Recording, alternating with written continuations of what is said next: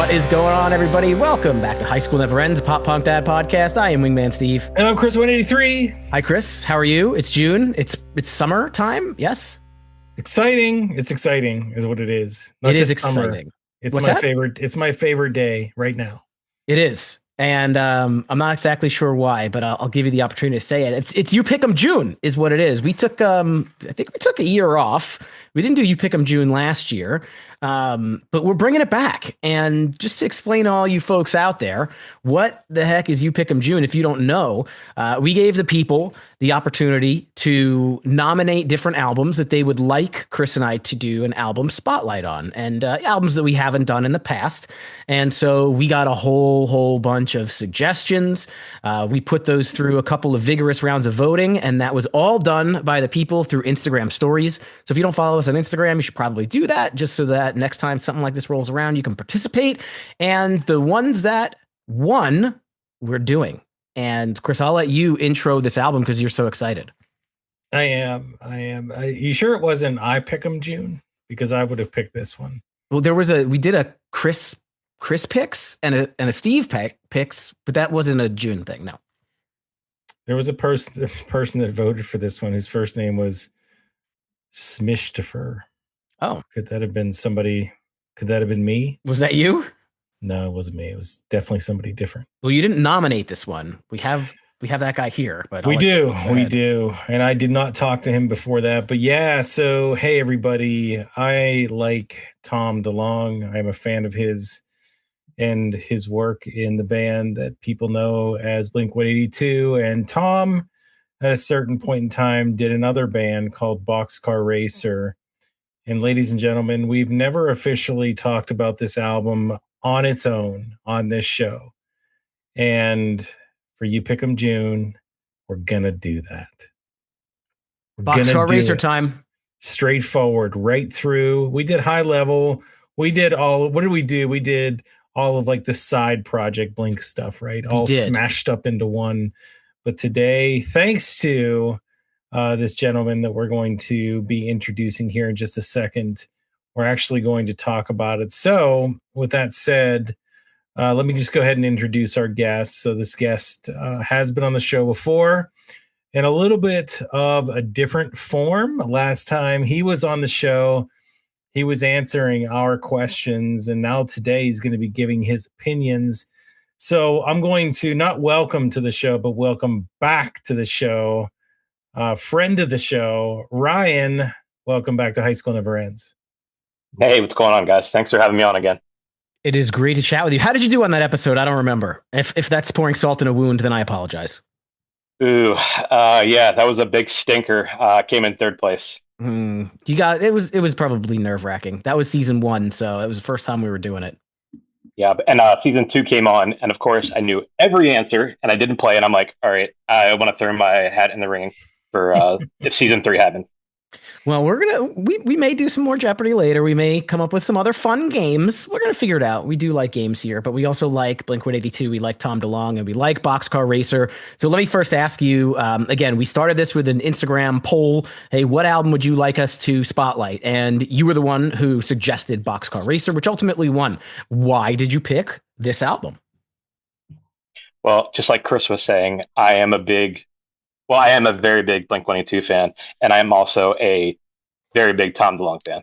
And this album, so just a little preference. I'm like a pop punk kid, but I definitely have like hardcore roots. So when I heard that David Kennedy was, he was in a band called Built to Last, and then he joined Over My Dead Body. And when I found out he was teaming up with Tom for a side project, I was all in. I'm like, oh my God, this is going to be awesome. So when this album came out, it was 2002. I was 21 years old, and I couldn't be any more in the scene than I was. Like, I first heard about this album, I think it was like MySpace or some chat board, and I was just super excited that we were going to get something other than Blink, but including Blink. Mm-hmm.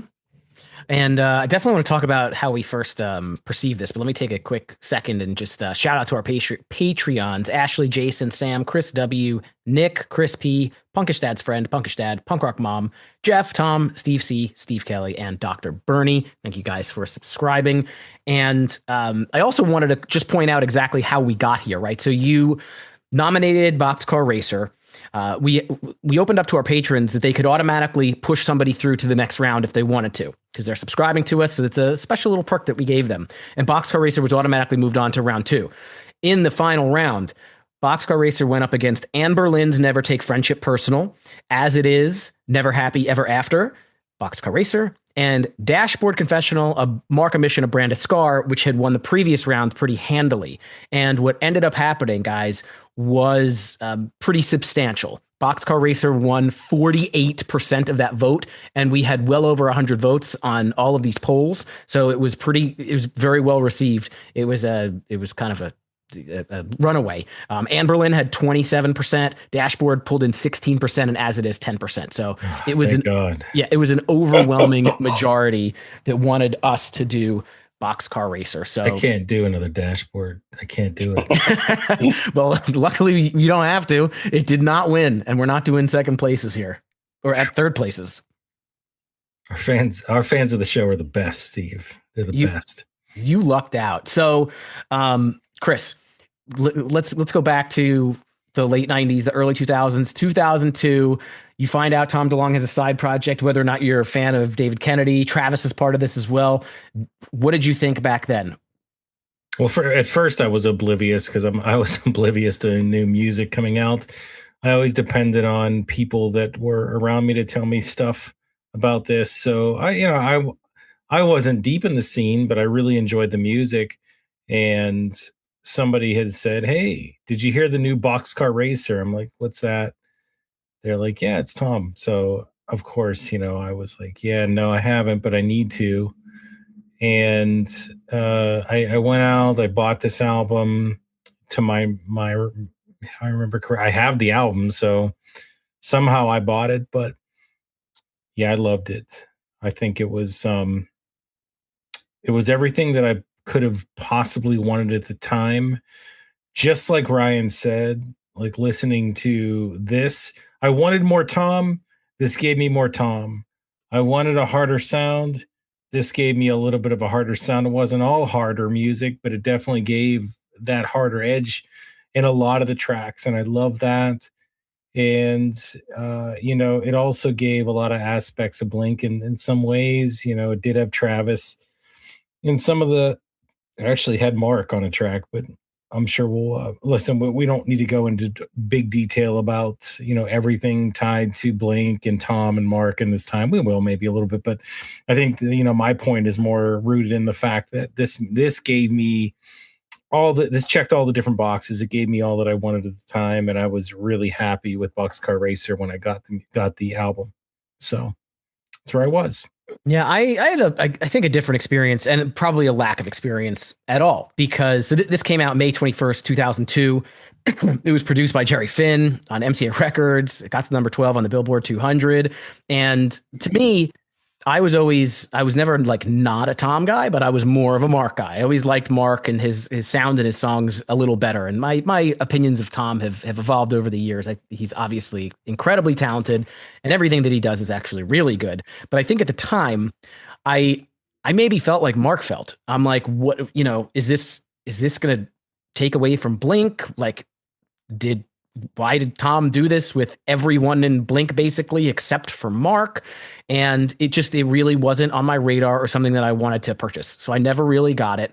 I don't even think I listened to this album. I obviously listened to There Is and I Feel So, and I like those songs. And probably not until the 2010s, mid 2010s, did I actually sit down and give this a really good chance and a listen. So I just wasn't excited about it back then, and I probably should have been, but I don't know. I was also at the peak of my scenehood, if you will, and being so obsessed, not obsessed, but interested in everything that Blink and Mark was doing. I kind of felt, Mark has said he did feel a little betrayed So I maybe was manifesting his feelings into my own feelings and didn't really want to give this a shot. And I wonder how many people might have felt the same. I don't know. But I think a lot of people did like this, of course. Nobody. I'm sorry. I got to be respectful. I want to be disrespectful, but I'm going to be respectful. You could. I mean, do you guys think, just out of curiosity, so Tom has basically said like he kind of wanted to do something that was, he just didn't feel like it was Blink 182 at the time. It was, I guess, a little darker, a little heavier, just like you guys both said. Do you think that this could have been a Blink album, or would this not have fit at all? I do have an opinion, but Ryan, you go first. I definitely do not think this could be a Blink 182 album.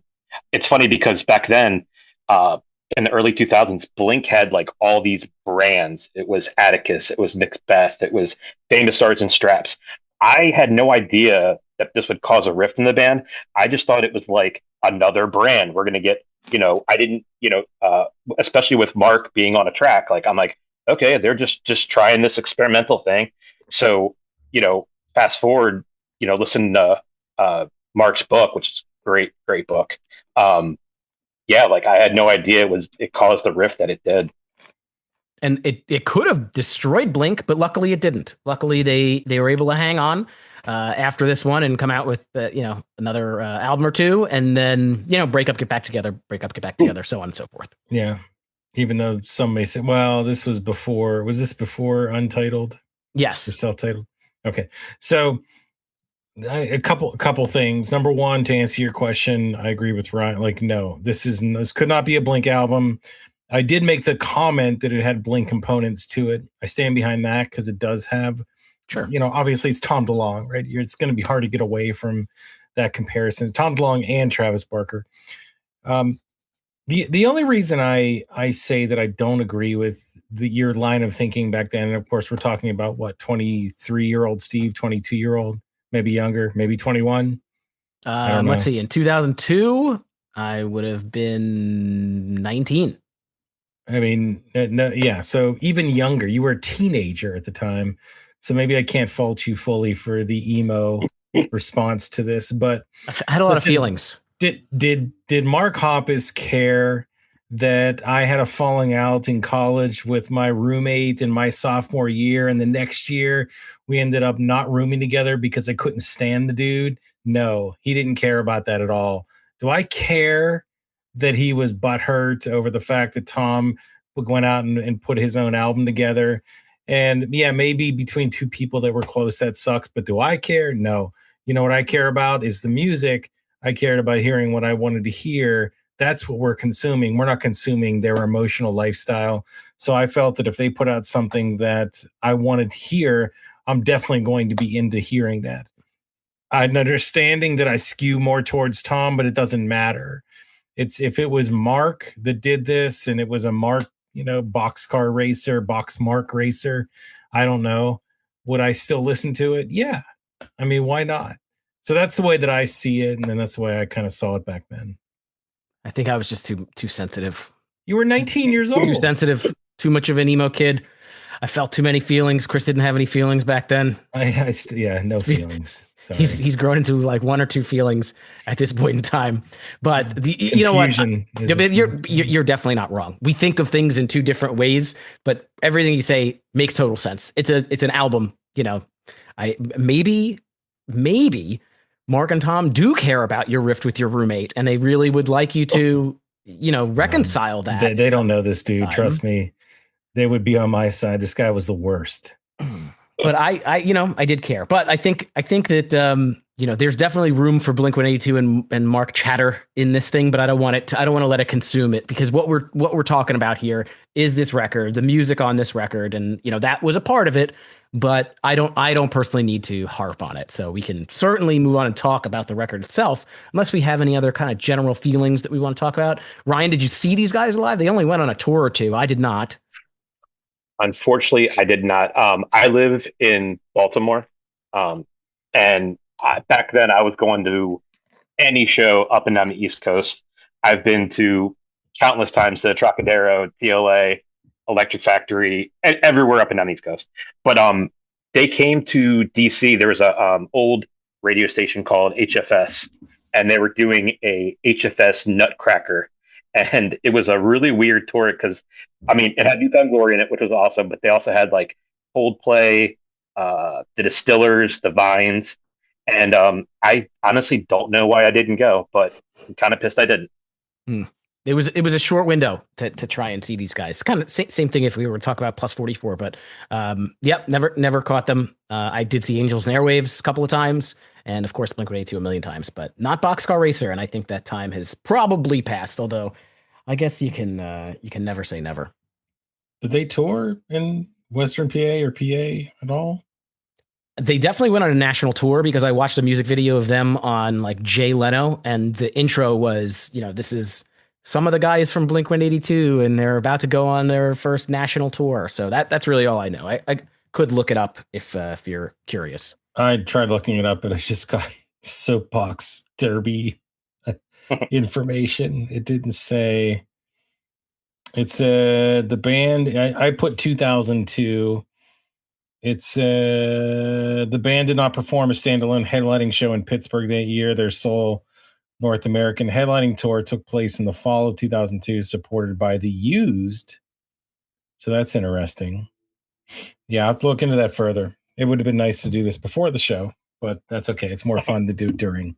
Yeah, so I see that they definitely played Philadelphia at the Electric Factory. They played Washington, D.C.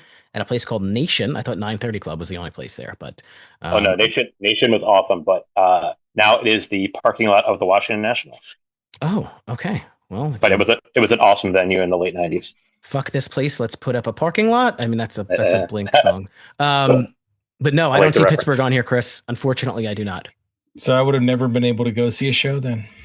You could have gone to Detroit. It looks like maybe that would be the closest, but I don't think that's particularly close to you.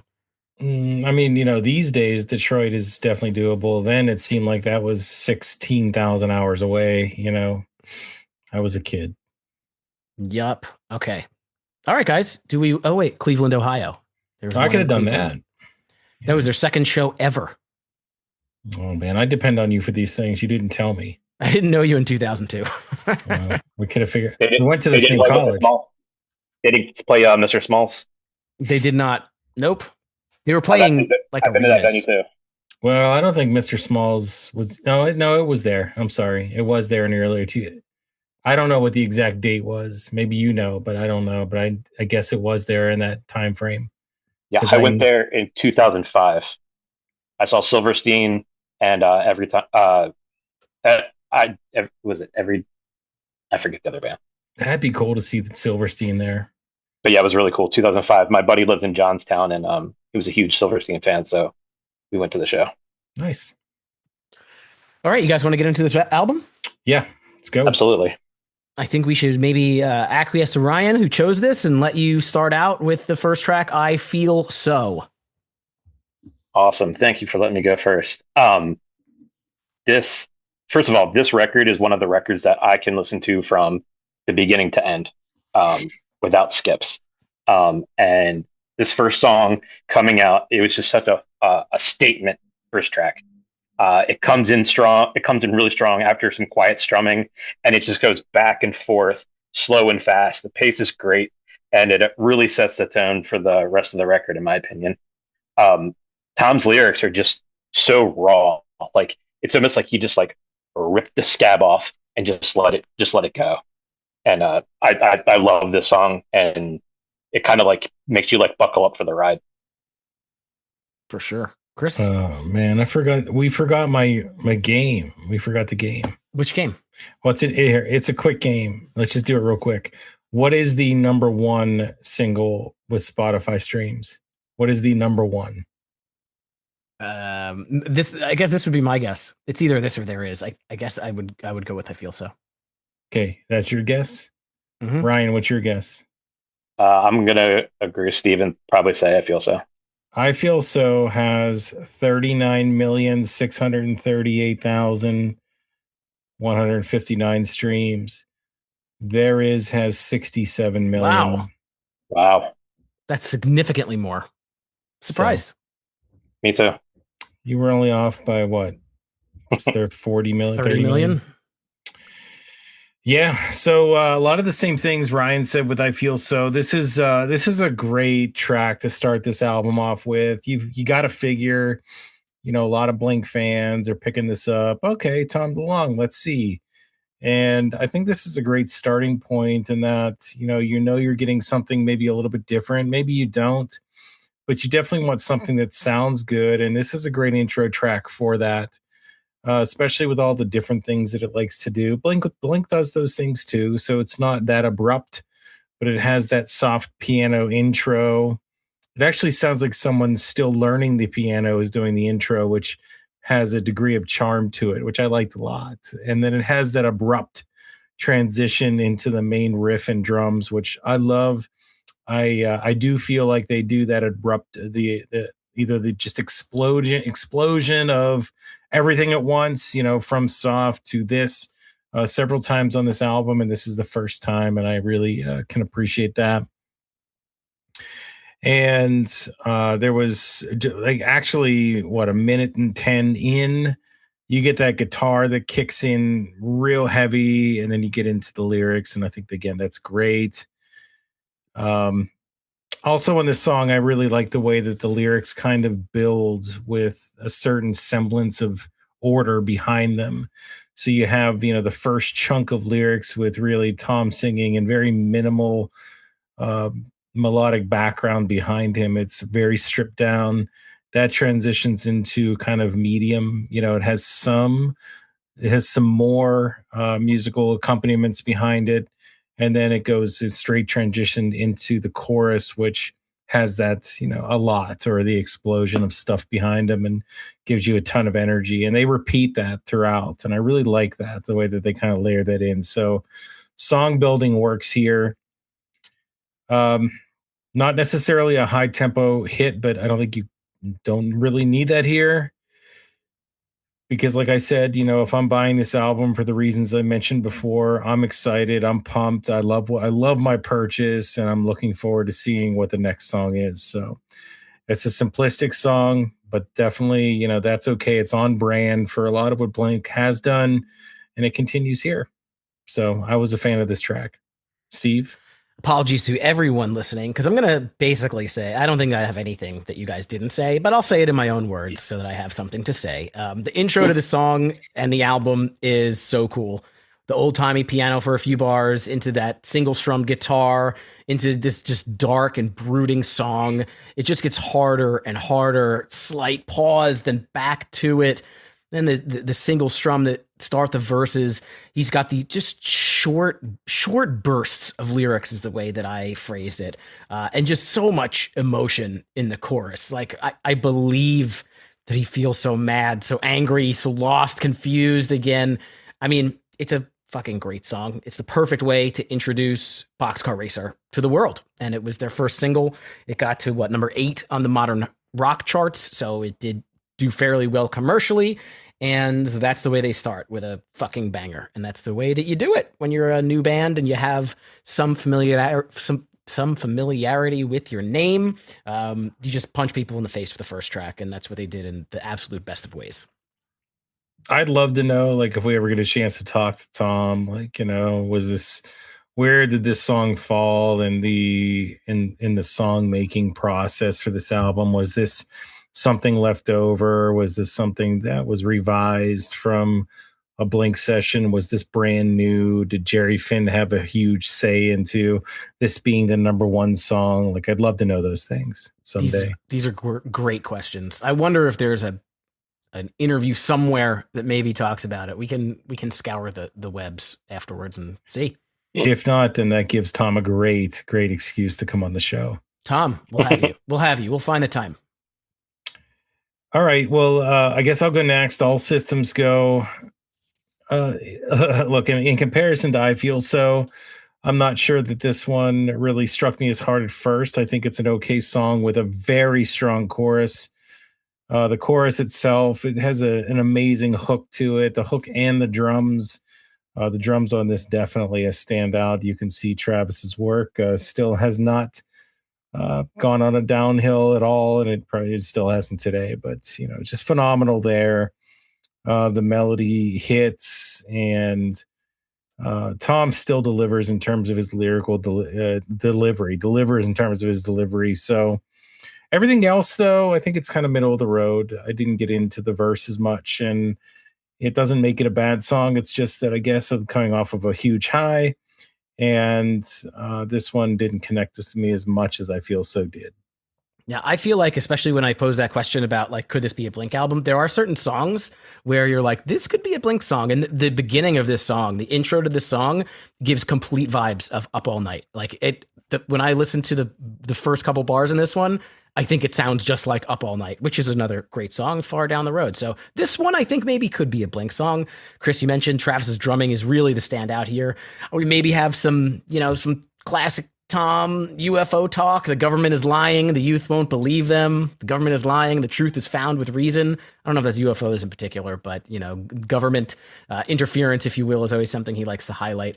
I thought the chorus is pretty decent. It's not the strongest, especially coming off of I Feel So, but it works very well. It's a very simply constructed song. It's got lots of cool background like stuff, effects on guitars happening. So again, I thought it was pretty cool. I don't think there was any chance the next song is going to live up to I Feel So, but it's a good follow up. You just have to keep it going. That's all. And I think it does that. Even though I will say that Up All Night definitely was a better song than this. This is Up All Night 1.0. Maybe. Ryan, what did you think?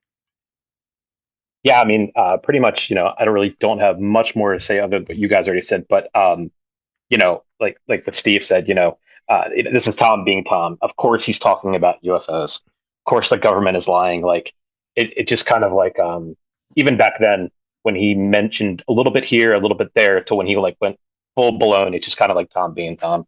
I feel like the song is very anthemic, and it definitely as a second track on a record, I think it did its job. I think it kind of like moved it along a little bit, and I really like the guitars and like Steve said, like the background noises and stuff was really good layer. Like I said, middle of the road, but definitely a good song. For sure. All right, we'll move on to Watch the World. A little bit more like, vibes of the UFOs and the government. I saw Virginia get rid of Langley and its secrets too. I always liked those types of lyrics, and I am fascinated with UFOs, and I'm not maybe as fascinated as Tom is, but I certainly like to hear him talking about it. I thought the vibe of this song is just very cool. It's got this kind of like marching drum theme to it. And we see that a couple of times on here. Before the final chorus, it gets a little bit jammy, which I thought was pretty cool. The chorus itself, if you call it that, they repeat, I guess, the chorus just 2 times at the end of the song. I feel like it's not really a strong chorus, like quote unquote a chorus. This is more of a storytelling song to me that like really didn't need a strong chorus. So even though it didn't really have that, I thought it was cool the way that it was constructed, and I enjoyed Watch the World a lot. Good, Ryan. Yeah, I feel like if this track 2 did what it was supposed to do, I feel like for track 3, Watch the World did what it needed to do. It definitely slowed the pace down of the album. I think the song's okay. Like, definitely not my favorite song, but I think where it is on the album works really good. It's a little long-winded in my opinion, but you can really tell Tom's like pouring his heart out. He's almost like venting, as the story goes on. So yeah, I like the song. It's Tom's view of what his utopian society would be, right? He's telling us, he's writing the blueprint of what the perfect world would be in his eyes. And so, is he a soothsayer, or is he trying to tell us something about the future? I don't know. Seems like he's been right. Tom was right. There's those T-shirts. So I have one. He was right. Right. Did we know at this time was that a thing that we knew that he was into aliens and stuff like that, or was this kind of before that became super prevalent that No, I mean, into that kind of stuff? Aliens Exist was on Enema. Shout out to Enema. We're recording this. It came out 27 years ago today. Yeah, but that was to me, that was just a Blink song. Like, it wasn't necessarily attached to him personally. It was definitely steps of showing his interest in it. I don't think it was as prevalent, of course, as it is now, but I feel like it was definitely, like you said, with Aliens Exist on the first one, it was kind of like, well, yeah, okay. And then talking about it more and more, it's kind of like, okay, we can kind of see what this guy's talking about, what he's interested in. Yeah, he got a voice, right? Enema of the State comes out, they blow up, and they're gigantic. So he's being asked more things. I'm sure he's talking about it more, and you can kind of, figure out that he's into aliens. So, I don't think that there was as much conjecture around it back in 2002, but there's the beginnings of it for sure. Yeah, look, I mean, I'm not saying that to be critical. I'm just saying it because I don't remember it being a thing to me. It was more just all of a sudden people were wearing T-shirts talking about aliens and Tom DeLonge. And I'm like, yeah, I guess you're right. I didn't necessarily see the signs, but we had never talked about that on the show. So this was the perfect time during this one song to bring it up. But, the music, pretty on par with what you guys said. Very nice, even tempoed. It's a mood song for sure. It doesn't build or anything. It's even keel, but there's nothing wrong with having that type of song at this point in time. They want to show they can do this type of song. 3 songs in is a good spot for that. It has a ton of feels with the song too. If you sit there and listen to it, I think there will be a lot of great moments where you can turn this one on and feel a certain way. So I thought it was a good track.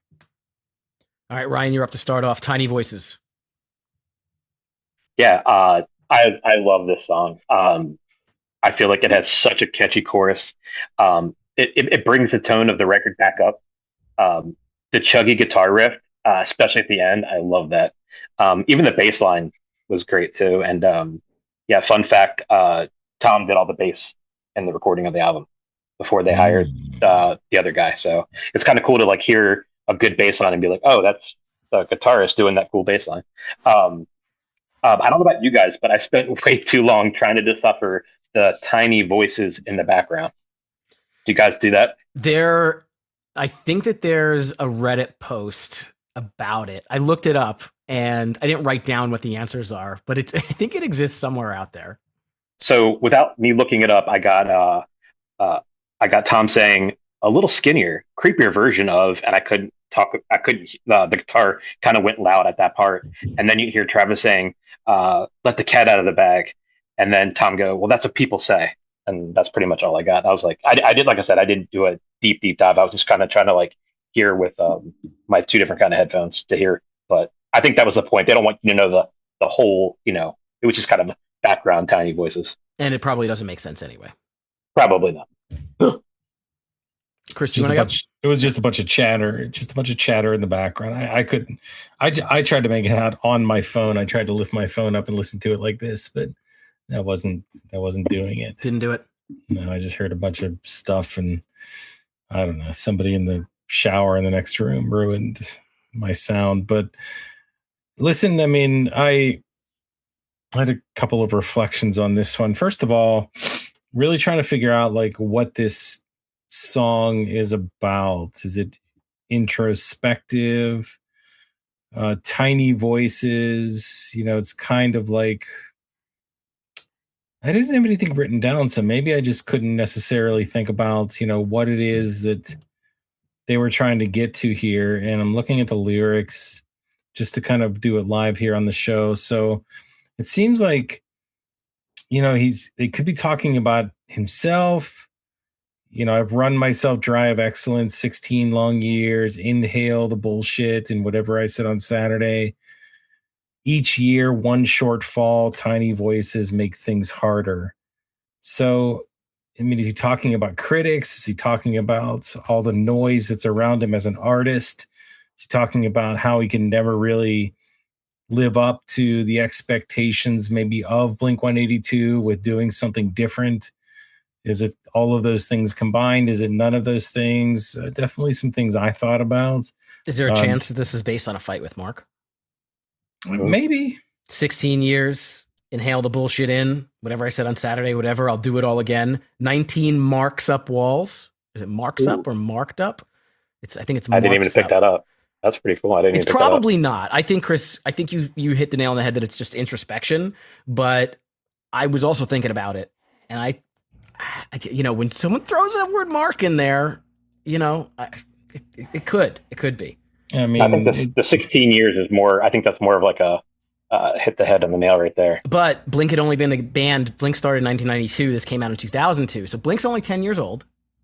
Okay. I mean, but didn't they meet before that though? I don't think not 6 years before, but yeah, I don't think it was that there was that much time in between. But again, these sometimes because there's two different numbers. There's 19 long years and 16 marks up walls. Sometimes you use numbers that fit that aren't necessarily like the reality of what you're saying. Yeah, I've heard that before. I guess the only other lyric that makes you think about it is everybody will be let down.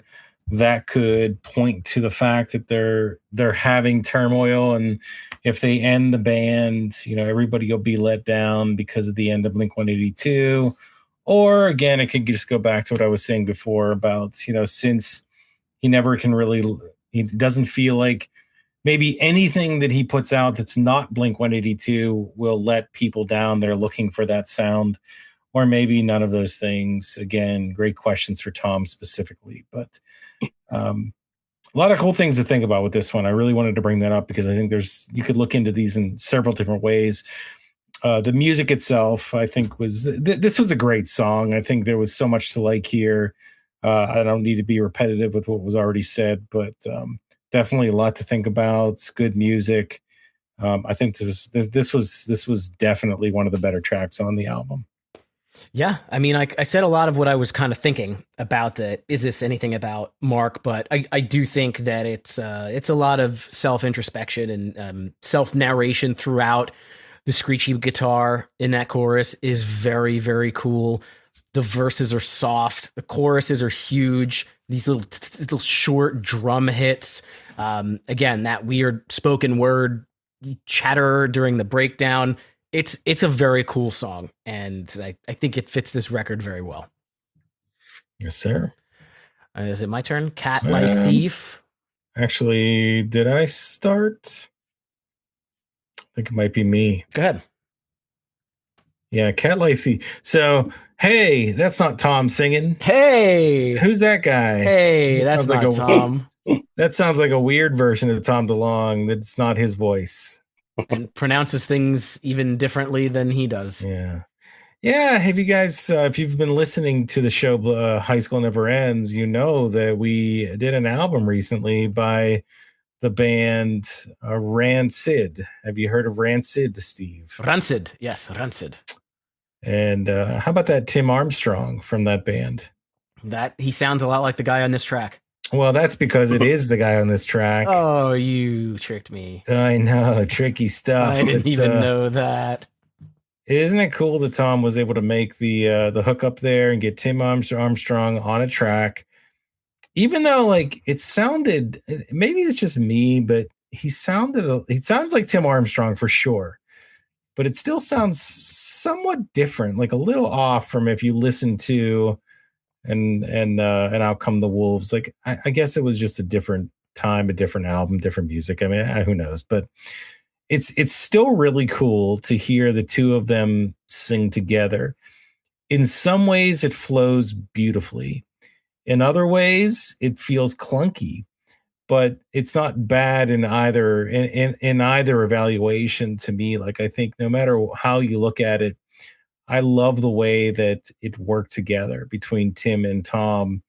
And they did a lot of stuff separately. They did some stuff where their lyrics were overlapping, and I don't want to say harmonies, just maybe like around. I'm not sure how you would put it, but it all was really good. This one at first, Cat Like Thief, I didn't really love it. This one grew on me a lot as I listened to it more. And it has a lot to do with that mixture of the two different styles, the Tom unique style, the Tim unique style, all on one track. So I kind of like, I also really like the fact that Tom, and I don't know if this is Tom or Tim or both or neither or whoever, but the chorus itself is ultra simplistic, but it works perfectly. Like it's two words, like a word, three words in a phrase.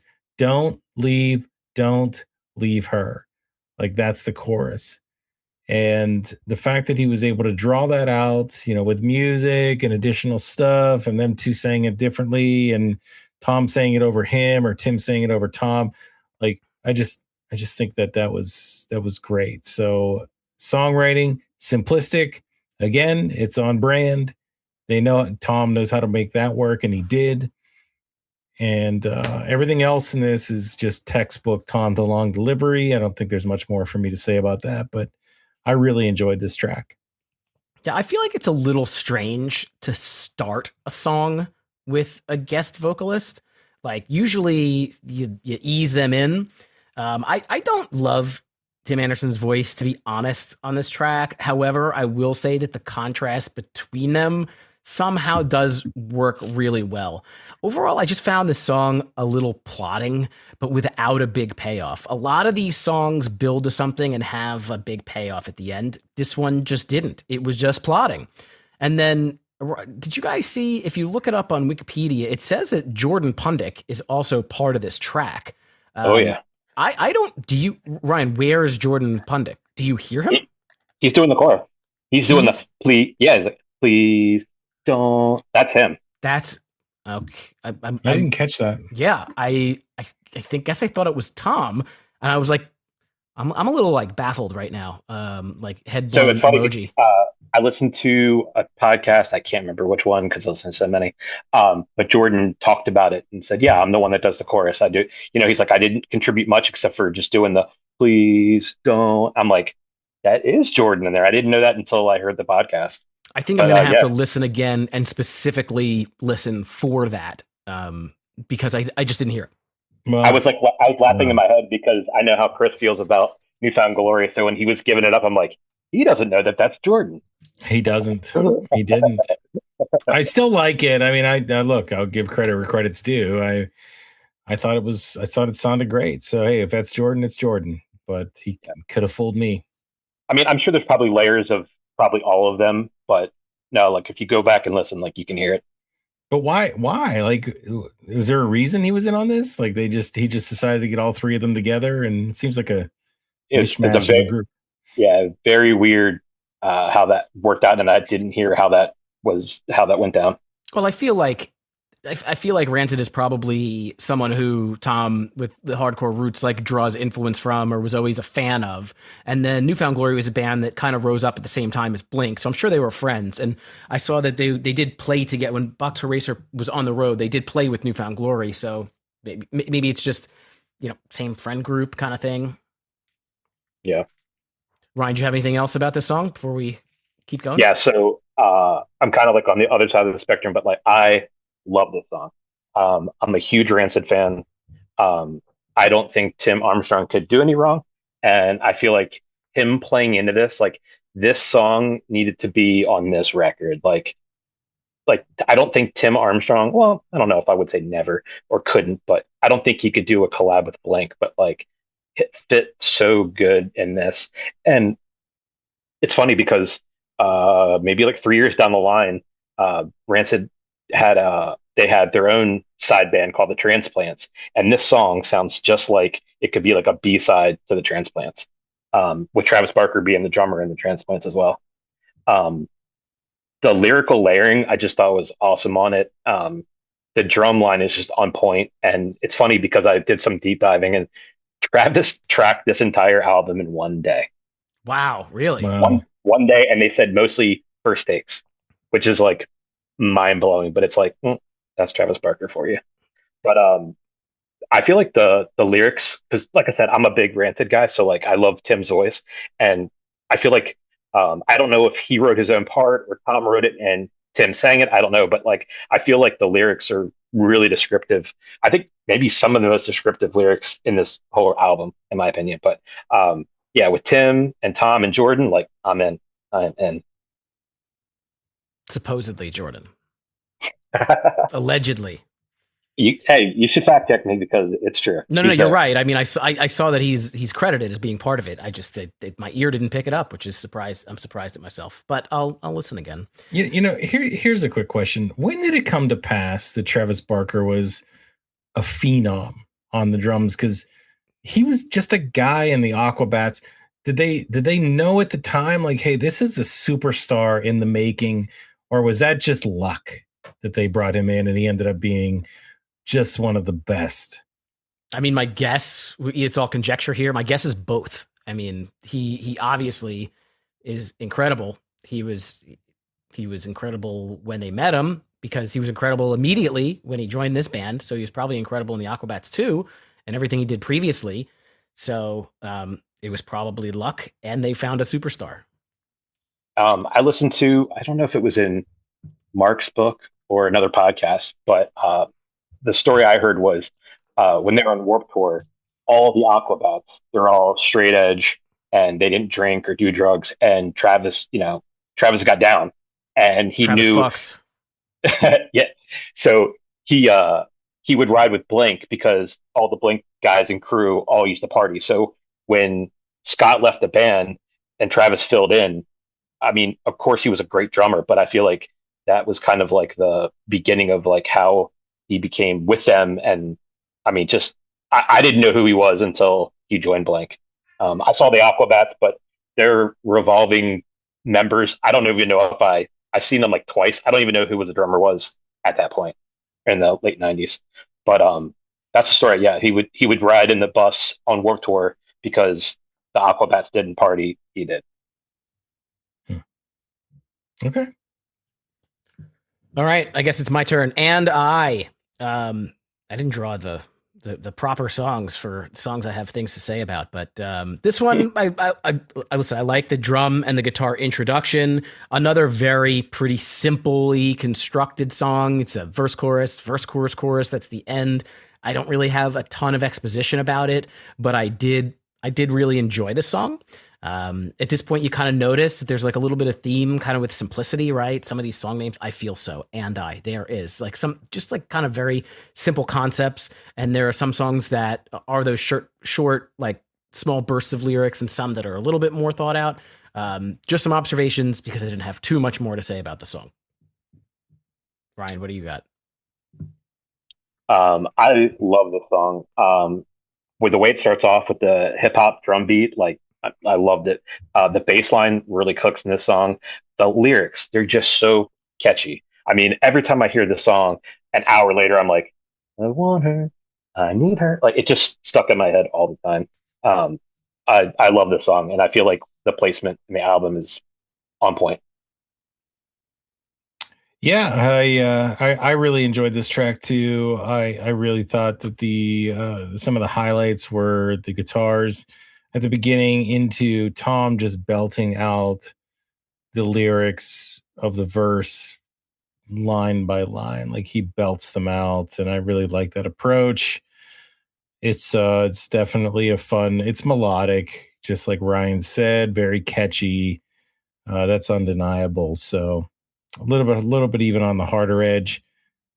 Definitely a good track. Not a lot more I could pull out of it though in terms of exposition. So I just think that it's a solid track with a great melody, very catchy, and I think Tom really pulls through on his lyrical delivery. So it's really all there is to this one. All right, keep it going. Yeah, you want me? I think it's up. Ryan, you're up first here. Okay, so this is Letters to God. I really don't have much about this song. The acoustic, it starts off very acoustic, very ballady. The piano buildup is a good touch to the song. I think the best part of the song is when the whole band comes in. If we were doing a reversed rank it, this would be my number one of didn't like on the album. If I don't skip this song, but if there was a skip, it'd be this one. Steve? Yeah, I actually really like this one. It's an acoustic ballady type song. I always like those.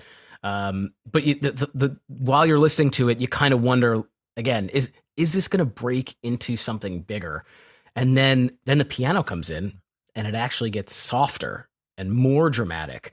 And then they wait till the very end where it explodes and gets very big. And I just thought it was really well done. I like songs like this. And I didn't really read too much into the lyrics or anything like that. Didn't make any notes about them, but I really enjoyed the vibe of the song. Hey, listen, so this one is phenomenal in my book. Like I go beyond just good track. I was instantly taken by this track. Melodically, I just connected immediately with the way that it sounded. I love the build. So first of all, like you got everything that I probably want. You got the feels of the acoustic and the piano to start it off. You can still kind of just sing along and belt out these lyrics, even with the softer part. A lot of that has to do with the way Tom sings this one. It just sells it in a lot of ways. Like it's really raw. It's really just it has that extra layer of emo that and again, it's that melody that makes it sound great. Like I can't undersell that piece. This is another one though where I wonder what they're talking about. Is it? There's a couple lyrics. I should have asked. I could have helped at least a fucking thousand times before. Will this offer get me in? Like so it's in maybe not that last line, but I should have asked, I could have helped. Is that something between him and Mark, or is that just based on a relationship that he had or didn't have? I don't know, right? Or is this truly like a religious based song? I'm not sure, but in any case, no matter how you interpret it, the music is undeniable, and that intensity. You think about if this is based on a turbulent relationship or the turbulent relationship that he had with Mark. The song reflects that in a lot of ways in the fact that it gets turbulent as it builds. Like you feel that emotional build, and all of a sudden the intensity just explodes. Steve talked about it at around 220. You get that amazing moment in the song where everything kind of just floods in with all the guitars and the heaviness of the song at that point in time with the same, I won't lie, I won't sin, maybe I don't want to go, can you wait? Like it just sounds so good. So I don't know if I'm on the other side of things. Steve, you seemed like you liked it a lot. Ryan, I know you didn't, but man, do I think this is just an ultimate standout on this album. Like I would go to this song first over a lot of the other ones. Oh, that's cool. I like hearing your perspective on it. That's cool. Yeah, it's just one of those ones that struck me. So that's where I'm at. All right, who's up on my first punk song? I think that's you. Oh, yeah. Me. Man, what a bad draw for the ones I go first.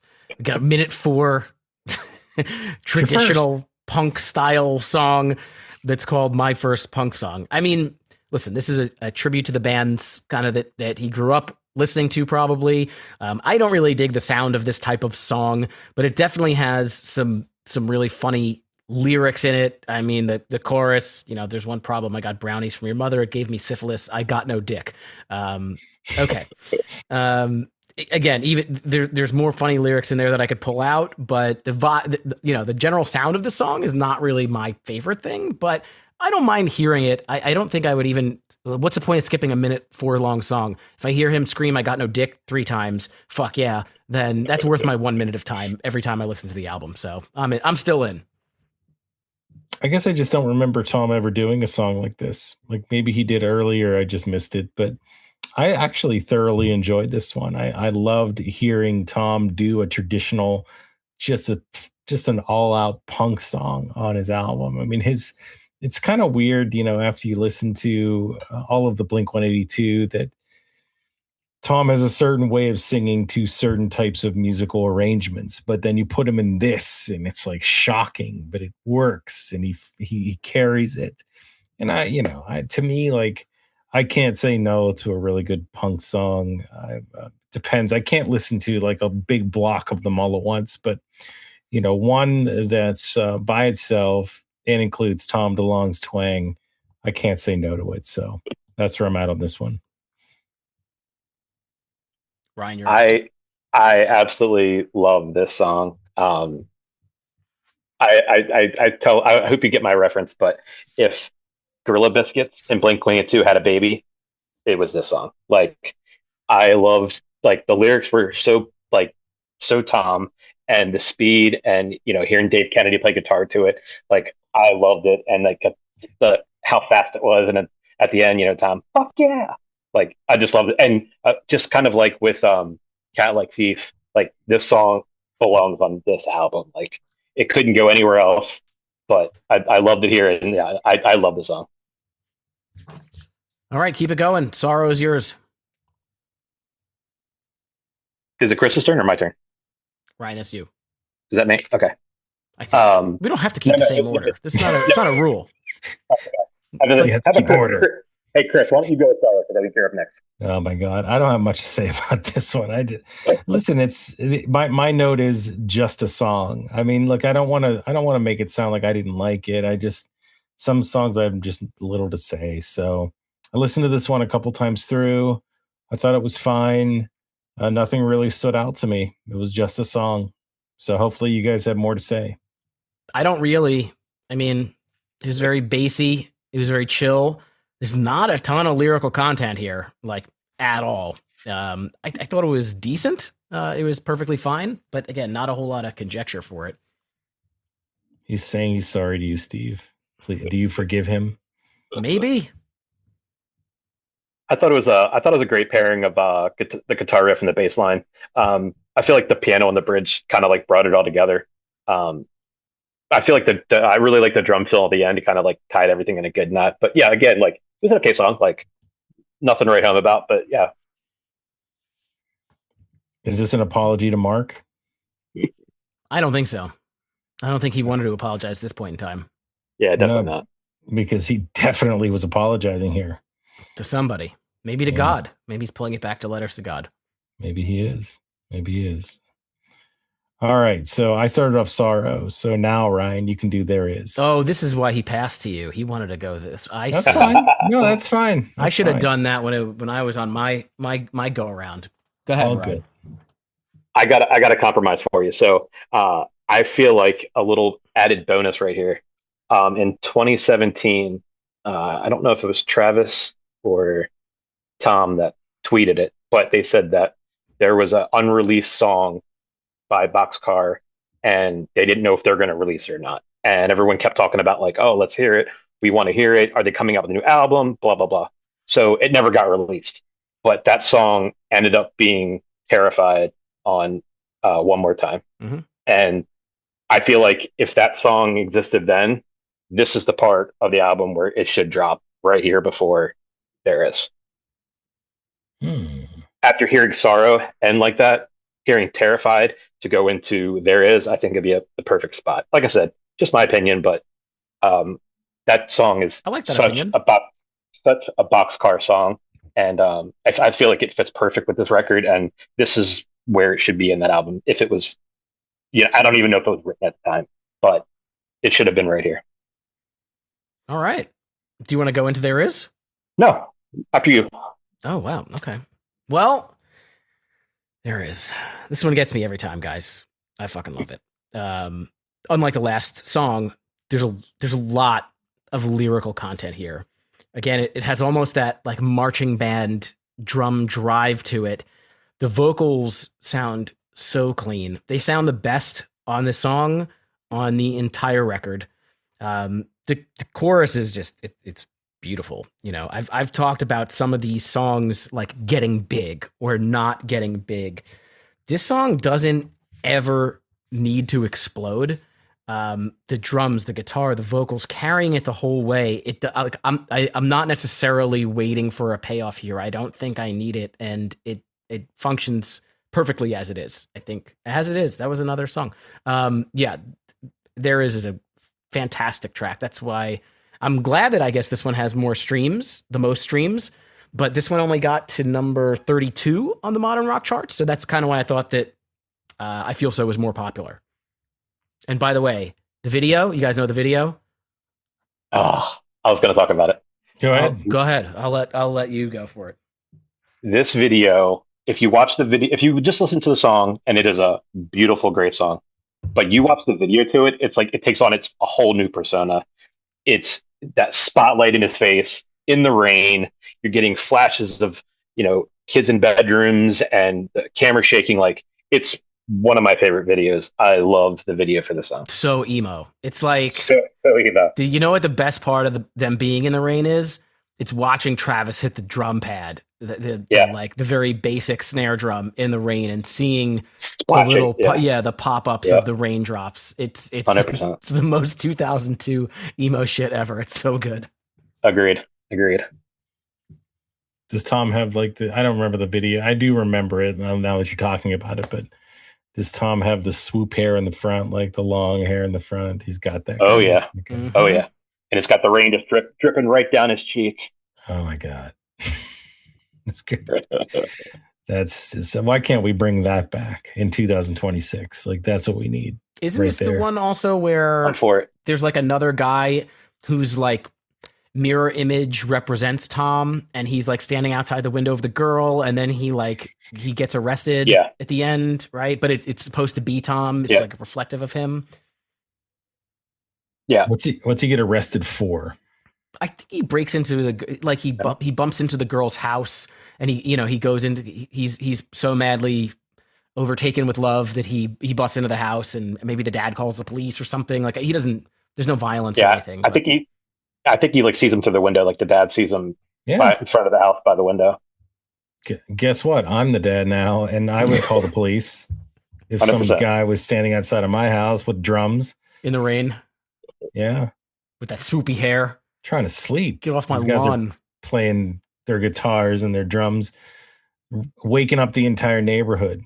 Can you believe that? Bastards. I'd be mad too, but I'd be like, that's a really good song though. But he's got to go. Isn't that Boxcar Racer song you guys are singing? No, look, guys. I mean, you said it all. This is phenomenal. This one, I really. Is one thing about a good song is you wouldn't mind if it went on for another minute or even 2 minutes. Like I could hear Tom.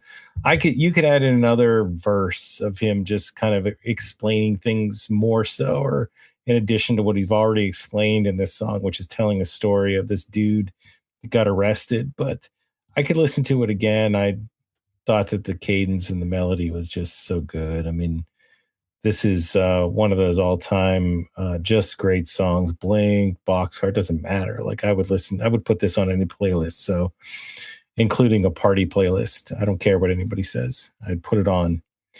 That drum roll it's not a drum roll, but it's just like that beginning part with the drums into the acoustic-ish riff was one of my favorite parts. And just so emo. It was so emo. It was amazing. Mm-hmm. So that's the only thing I can add to what you guys said. But everything you said, I would go with that too. Ryan, did you have more to add? I know you talked about the video. I don't know if there was anything else. I got some stuff to say about the song. I feel with Chris saying how emo it was, like I feel like the best lyrics are in this song, and I could sing it in my sleep with every single letter and every single word. There will be a hidden message about a boy that loves a girl. It's like, come on now. Like, what are we doing here?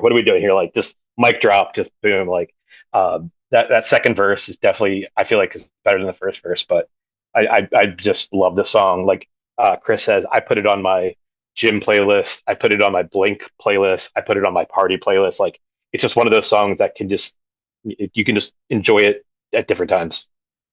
This is the one where they did a little medley, not the last Blink concert, but maybe the one before it. They did a little Blink medley where they played like 25 seconds of a Plus 44 song, and they played like 25 seconds. I think it was this song, right? Do you guys remember? It was, okay. Yeah. Makes sense. Yeah. I want to hear this song. I want to see the video from the dad's perspective, though, next time. Good luck. You can watch, by the way, if you look at on the YouTubes, they did this on the Jay Leno show, and it sounded awesome. It was really good. Nice. The end with you. Am I saying that right? Yeah. This ends with you. No, the end with you. This ends with you is something else that I've encountered, I think, somewhere. This ends tonight. That's All American Rejects. No, that's Save Tonight by Eagle Eye Cherry. Yeah, that's different. I don't have a lot of notes here, guys. I think that the reason why I enjoyed this song is little bit harder in nature, and I really enjoyed that. So I said that, yeah, obviously this album, there is a lot of songs that are on that harder edge. So I was happy with that. I don't know if there was much more than that though. Like nothing about the lyrics really stuck out. I didn't really read them in general, but nothing really compelled me to do that. So I guess I just really just enjoyed, the guitar on this one, but nothing really else to note. So, what did you guys think? Good, Ryan. I really can't elaborate much more than you did. I think the song is okay, and yeah, like I said, I don't really have much on this one. Yeah, I mean, listen, the song is definitely harder sounding. It's got the chuggy guitars. It sounds a little angry. One thing I noted out is that I think one of a common theme on this album is for the first chorus to be relatively short, and then they expand on that chorus later on the second and third times around. And I always appreciate that in songwriting. I love having an expansion on the chorus by a couple of lines after the first time it goes around. There's a super long like drum instrumental breakdown in this one. So again, I thought it was pretty good. I don't think it's one that's standing out that much, but we're at 11 here. We're pretty much just at the end of the album. So again, not a skip. I think it's a fun song to listen to on the harder side. Very good. And not to wrap it up, but the second to last, actually, it sounds like we're not covering instrumental, are we? If you want to, you can. Well, the actual last song is Elevator, and I guess I just went first. I guess we're gonna buck the system, and I'll go first again. Hey guys, guess who's back? Hey guys, welcome to High School Never Ends. It's Mark Hoppus. Mark Hoppus is back to say hello. So, we all know the story here, and Mark's on this song. And I don't remember if we talked about it or not, but was he okay with being on the song? Does he hear because he just said, whatever, I'll just do whatever I'll just do it. It doesn't really matter. Or did he do it in duress? Was there another reason? We can talk about that all in a second. The song itself, though, I think when you think about things, it's like, okay, Mark's back. It's going to be a straight up Blink song. I didn't think so. I didn't think it was. I thought it was Boxcar. I thought it was definitely different. This is a mid tempo song. It is always comforting to hear those two guys sing on the same track, though. So I think that no matter what you think about this song or how you feel about Tom or Mark at this point in time, you get them both on this Elevator track and it just sounds good. Like they have a way of just making things sounds good when they both sing on a track. And this is no different here. It's, but it definitely is not just a Blink retread. It has that different sound to it, which is actually kind of cool to hear them do something a little bit different together. And, there was a lyric, let's forget this all, move on. This is, I believe that's something that gets repeated. Let's like forget this all, times. move on. What is that? Is that Mark trying to tell us something? Is that Tom trying to tell us something? Well, I will pose that to the greater audience here. Well, what do you guys think? This song just makes me sad, Well, just answer my question first. Like, do you feel like that specific line has, what meaning does that mean to you? What do you think about that? I think that Tom wrote that line as a chance, as a way to maybe try and get Mark to think that sentiment. But didn't Mark sing that line? They both did. Yeah, they both did. Many times. So, you don't think Mark was like, hey man, what the hell? I think that there was probably a lot of biting of the lip at this point in time. I mean, imagine being Mark and your band, right? Out of the three members of your band and the fourth unofficial member, Jerry Finn, the entire band goes off and does a project without you. And then to be nice and try and include you, they ask you to guest on this song and have you say, just forget this all, move on. It's as if they were trying to hypnotize him into believing that he should. And you know what he did, right? I mean, it created resentment, but the band wasn't done. They moved on. They did the Untitled album. And obviously it wasn't a lifelong thing. Things weren't the same. Things weren't the same. No, things were never the same. And we've all read the book or listened to the audiobook. So we know that this created a huge issue with them, whether it was public facing or not. But I don't know. I think this is a lyric written by Tom to try and get Mark to accept what he has done to wrong him. Ryan, what do you think on that? Well, to Chris's question, I can't answer. I feel like as time went on, I'm just so confused at this point. You have, like you said, Steve, everyone went and did this project, and Marcus was wondering, why didn't I get invited? Then Mark gets invited to one song, and then you have those lyrics. If I was Mark, I'd be like, I'm not singing this. I'm hurt. This is, like I said, I have no idea why he's on this track. With hearing everything, after the aftermath, you hear what happened. It's kind of like, how did this happen? Was there a contract? Did he have to fulfill something? I don't know. But overall, I'm glad he's on this track. I love this song. I remember when this came out, I owned it as a CD, and I don't think on the CD it said featuring Mark Hoppus. So as I was driving around and listening to this song, when Mark came in, I remember me and a couple buddies were in the car. Our jaws dropped. We're like, "Oh my God, they got Mark on this song!" And again, back then, I didn't think there was this huge rift. I just thought it was another brand of Blink. And hey, here's Mark singing, so he's kind of rating off on it, like, "Oh yeah, guys, great song, singing his part." So again, I can't answer that question. I would love to ask Mark, how did that all go down? Yeah, let's just go to the graveyard. Let's just dig up some skeletons and fucking and give them a nice paper cut and pour lemon juice on it. We would finally get Mark on the show and be like, "Hey, let's talk about an elevator." I'd be like, "What the fuck is an elevator?" Question 1. Elevator. We would definitely, you'd hear click and he'd be hung. That's if he was on the phone. But yeah, okay. I appreciate you guys entertaining that. I mean, go ahead if you had anything else to say about the track. I'll just say that this one, it just kind of makes me sad, to be honest with you. I know too much. I can't listen to this fucking song and not know what I know. And again, Tom asked Mark to be on this to downplay the fact that they completely excluded him from this project. And it is good to hear Mark in here. I mean, obviously, they work very well together. When they do alternating verses and alternating harmonies, it sounds great. They have completely different contrasting voices, but somehow they work together. That's one of the main beauties of Blink-182. This song itself is the simplest fucking song ever. One verse by Tom, one verse by Mark.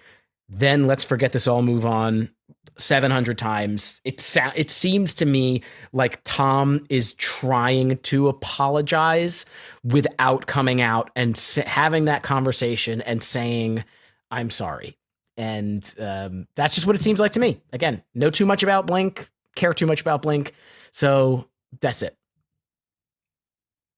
Yeah, I don't know if it's the Blink-182 fan in me, but I definitely think the best part about this song is the second verse when Mark comes in. His entrance to that song is just so smooth the way it comes in. It's it just feels good. Again, very sad song, but I as sad as this song is, I still love listening to it, and I definitely think it's one of the highlights on the album myself, personally. All right. I don't personally have anything to say about the instrumental, but if either of you guys would like to make any notes about it, then please feel free to do so. No pressure. It's instrumental. I have a couple things, and like I said, maybe I was digging too deep. I don't know, but I'm not usually one for instrumental songs, especially God, I hate when they put them in the middle of albums. It's kind of come on. But this at the end, it's kind of if you listen to it, like the next time you listen to it in its entirety. The way it ends almost shuts a door that Angels and Airwaves opens up when you hear the first track from the first Angels record. Ooh. And if you listen to it, it's kind of like you hear the end of Boxcar, door shuts, and then Angels is like, we're kind of like taking like an incline into the stars, like, and the door opens and you hear that. But it's not the instrumental, but the beginning of, what is it? The Adventure, track 1 on Angels. It's like the Adventure when it starts off with that like instrumental and that like, starry sound. Like it feels like one door closes as the other one opens. That's pretty cool. Was there ever any appetite to not do Angels and Airwaves and continue Boxcar Racer? I don't know. I don't really know why they were just done. So David Kennedy David Kennedy was in Angels, but he was the only member of Boxcar that went on to Angels. It's funny because I did a little more deep diving. When Boxcar came out, the cassette tape, you did hear this instrumental song. You heard "I Feel So" in all instrumental. So it was kind of like they're kind of like giving a shout out to the people who bought tapes. But at that time, I never owned the cassette. I just owned the CD.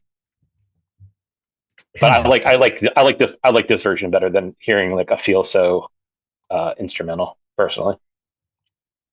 Yeah, maybe maybe this was always just meant to be a side project that was a one and done, and that's it. Because it did involve Travis too, and he was probably loyal to, and I guess Blink did get back to, like Steve's been saying, and we all know they did get back in the studio. They did do another couple albums, so maybe Tom just knew that if you put another Boxcar out, it really would it would be the last straw in that scenario, or maybe things would have ended a lot earlier. Who knows?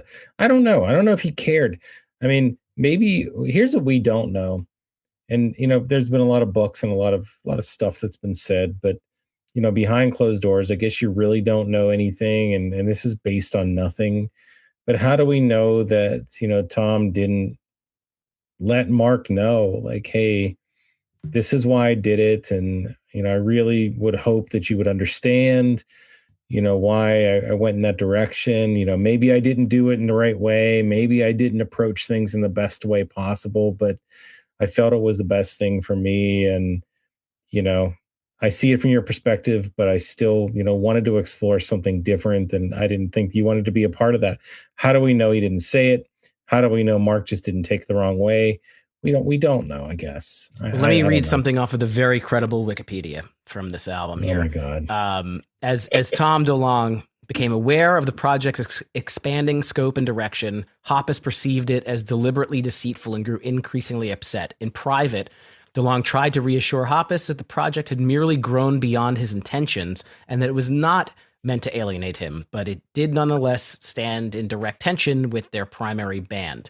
As a gesture of reconciliation, Tom DeLonge invited Mark Hoppus to sing on the song Elevator. Hoppus initially reacted with outrage, but ultimately agreed. There's a citation there. I'm not clicking on it, but whatever. Partly to avoid being publicly portrayed as an outsider. And despite this compromise, the entire episode shaped their internal dynamics for years to come, contributing to long-term friction. So, yeah. Listening to Fahrenheit 182, Mark said that the turning point was when he knew about Boxcar, but he didn't know anything about a tour. And he heard people talking about it, and he was like, "A tour?" He's like, "I thought this was a side project." And then he felt betrayed because Tom never told him they were taking it on tour. So that was kind of like it says it in here that Travis is the one who he said he felt guilty when he told Mark that they were going to tour in support of the album. Yeah. And yeah, that the Mark said that was when he realized like they're doing this without me and on purpose. But did we ever get Tom's side of things on this? I think Tom just was trying to have an outlet to do things that he didn't view as Blink-182. Did he say that? needed a drummer, and instead of finding some other drummer, he thought Travis was the best drummer, so he invited Travis. Then he wrote the bass parts, and when it became something he was going to make an album, he went with Jerry Finn. I get it. I'm saying, but did we ever get his side? Like, I know you're logically reasoning things out based on the facts, or based on what we know. But did Tom ever do an interview or talk about, his side of things?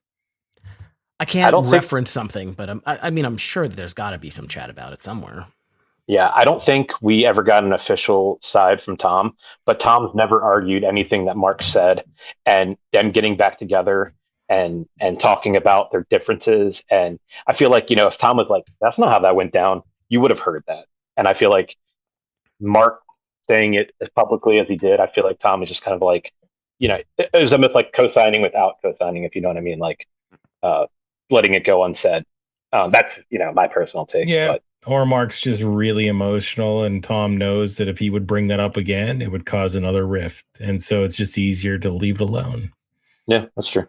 There was a quote from Mark's book. He said, things had quickly evolved from Tom saying he wanted to play acoustic guitar with his friend to creating a full-blown band called Boxcar Racer featuring Tom and Travis Barker, with our manager handling them and our label releasing their music, with shows booked by our agency and represented by our attorneys. It was Blink-182 minus Mark Hoppus. I was heartbroken.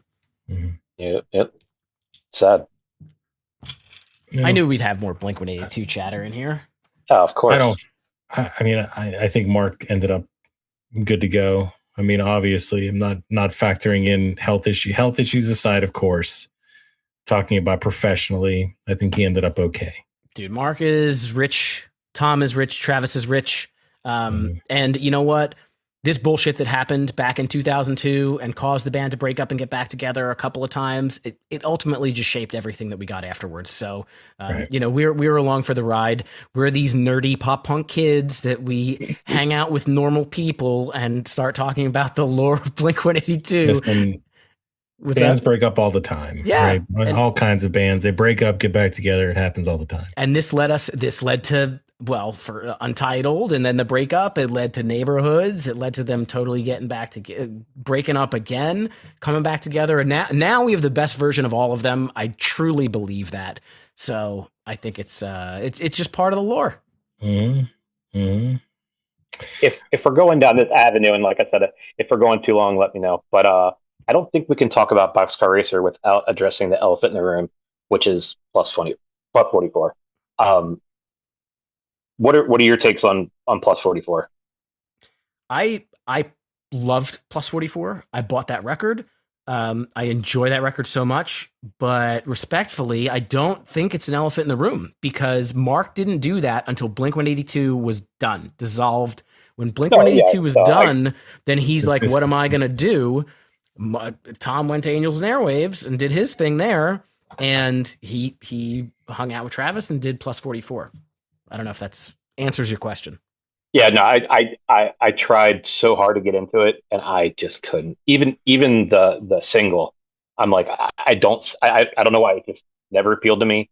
And yeah, I thought Boxcar was just way better than plus 44. But like I said, okay, Tom guy. Okay, Tom guy.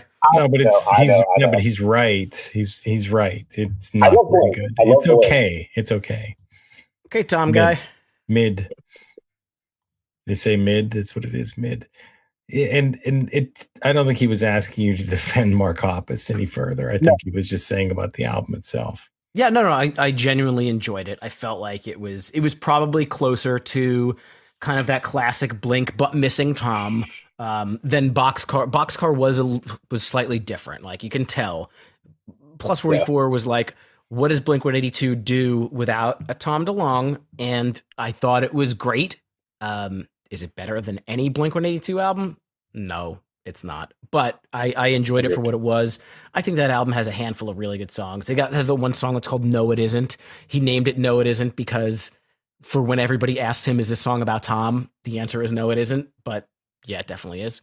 But I did enjoy the album. There's maybe a couple of skips. We'd have to go back and look, but you pick them June next year. So somebody do it.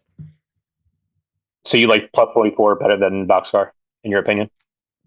I mean, listen, if we're if we're going historically, like what did I think in 2002 to 6? I would say yes back then.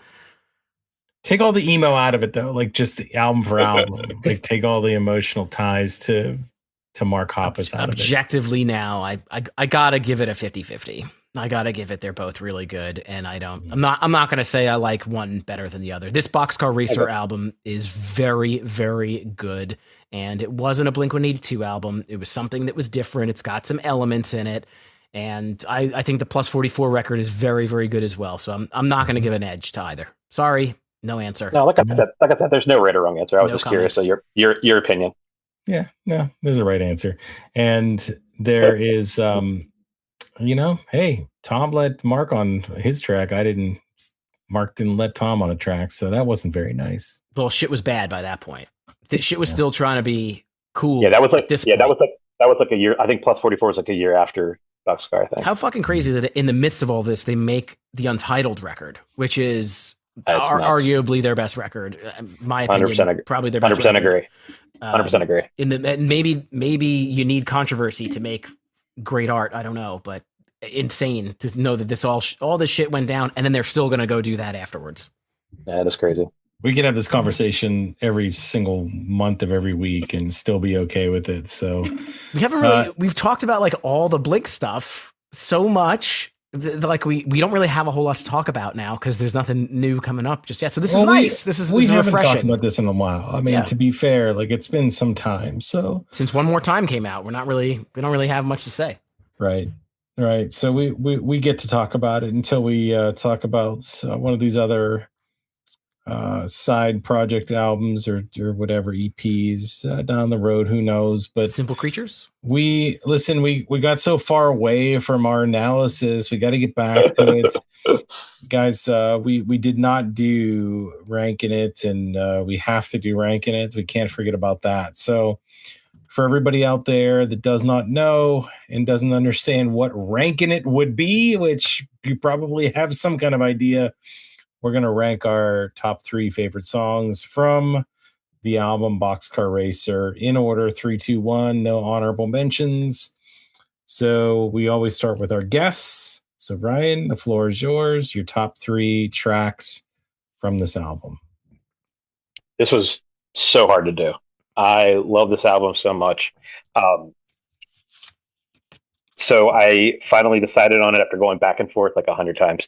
I think in number 3 would be Cat Like Thief. Again, like I said, I'm a huge Rancid fan. Hearing Tom and Tim, and then a little bit of Jordan in there, I love that song. At number 2, it was definitely a toss up, but I eventually went with "And I." Like I said, I just love that song. It gets stuck in my head. I'd sing it all the time. I've loved it since the first time I heard it. And as cliche as it may sound, and I usually don't do this, but my number 1 is "There Is." Like, it's outstanding song. It just made this whole record, and I still love the song to this day. So that's my 3, 2, 1. Okay. Steve. I didn't find this exercise as difficult as you did, Ryan, other than picking my number 3 track. And it was kind of a toss up, and it was between Watch the World and Tiny Voices, but I'm going to go with Tiny Voices. I think that one, that screechy guitar just wins it out again by a hair. And I'm not going to surprise anyone here, and I'm going to be chalky. But number 2 is I Feel So, and number 1 is There Is. I mean, There Is without a doubt the absolute best, in my opinion, song on this record. And I Feel So it's an angry earworm that is it stands the test of time. So those are the singles. But so sorry for the chalk, but those are my favorite 3. Yeah, listen, I think this was a little bit tougher for me too, because there were a couple that were neck and neck for spots, but you can only go one way. So I will go, man, like number 3 could have been Tiny Voices or Cat Like Thief, and Something about Tiny Voices just edges that one out. I hate to say, love them both, but so number 3 is Tiny Voices. Number 2 for me was Objectively I Feel So. I just really like the way that song's structured and the way that he belts out that I feel so this, I feel so that. I just like the way that sounds, and it's iconic to me. So that's number 2.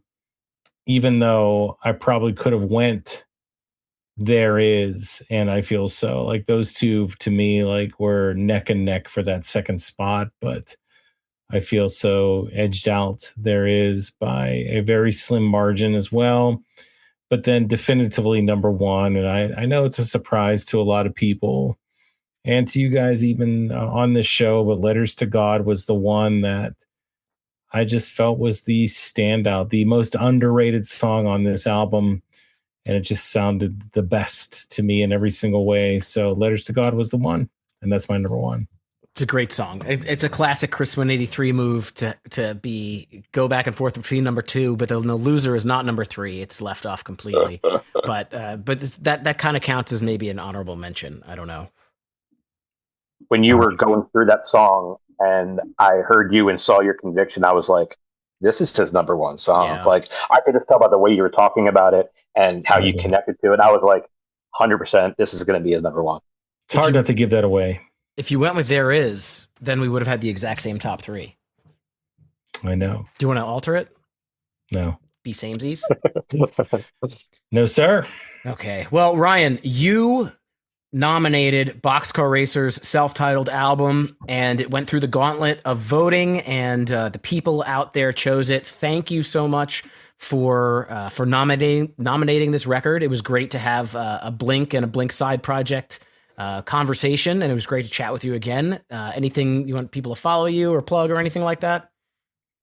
No, I'm a pretty boring single dad these days, so I don't really do much or promote anything. But if you appreciate the hardcore, like I appreciate the hardcore, like I said on my my Jeopardy episode, go check out the band Drain. Amazing hardcore band, super positive, and yeah. Other than that, thank you for having me on here. I love your podcast. I wish I could say I listen to every episode, but I pretty much cherry pick with bands that I like or conversations that I want to hear. But I love your podcast, and I'm honored for being back on here again. Thank you so much. And all the episodes are available if you want to go back and listen to any of them. That's the beauty of podcasts. You definitely got me listening to the Starting Line a little more than I used to. So it's a win. Hopefully we can make any band conversation entertaining. So with some dry humor that some people think is funny and others don't. But that's coming from my perspective. Steve's always very funny, right, Steve? Oh, thanks. I'll be here all week. Hey, 35 tracks for Real Big Fish live. I bow down. Oh my gosh, I bow down. That was a gauntlet. I listened to every minute of it. It was great episode. If you didn't hear the Killing It Live Real Big Fish, what is it? My live album's better than your live album. Definitely go listen to it. Dude, he's plugging us. I love it. If I'm just gonna listen to that album, like I'm okay, but preparing for any 35 track album is something. That's crazy. But I listened to the whole episode. It was a great episode. Oh, thank you. I appreciate that. And we appreciate all of you guys out there too. Ryan, it was a blast. Really enjoyed this pick. I really have been waiting to do this one for a long time, and I'm glad you were able to make that happen. And I'm glad all of you guys out there voted for it. Hopefully, again, you enjoyed this show. Keep listening. Obviously, we got a lot more in store. We got a lot of different ways to let us know what you liked about the show. 2 of the best ways is whether you have Apple or just Spotify or both. Go on, give us a written review. Apple Podcasts, give us a 5-star review. It helps the show. Spotify, they have ratings too. Either way, we love your feedback. Don't forget our shop, where we have some really cool stuff for sale. Nothing really that emo, but maybe a cup or a mug or a hat. Or maybe the hat should have that big swooping front hair. You can wear that in the rain if you want. Yeah. Sold. Take my money. We should have like jars of Blink 182 rainwater from that video. Can we sell that? 24-year-old rainwater. Yeah, think about that. Let's scroll on eBay for that. But we don't have that today. Maybe someday. But any of the other stuff, you can check out our shop. Our shop is accessible via our hub, which is www.hsndpod.com. That's right. And let me talk a little bit about our socials, right? So we have a Discord channel, which is totally free. Go to hsndpod.com and you can click there to join there, and you can talk about pop punk, or you can talk about what you're doing this weekend or what shows you're seeing. It's a super fun chat. Let me talk about our Patreon, patreon.com/hsndpod. Shout out to our patron, Dr. Bernie Ryan. When we had all the nominations, our Patreons had the exclusive honor to move one album into the finals, and Dr. Bernie said Boxcar Racer. So shout out to him. You can join our Patreon and get bonus episodes and content. Of course, we're on the social medias at HSNEpod, like High School Never Ends Pod. You Pick 'em June will continue next week with an all new episode. I don't know if you were following super close to the votes. I'm not going to give it away, but we have something else that you guys all picked next week. Until then, keep on rocking your dad bods, throw up your rock hands, and blast the pop punk.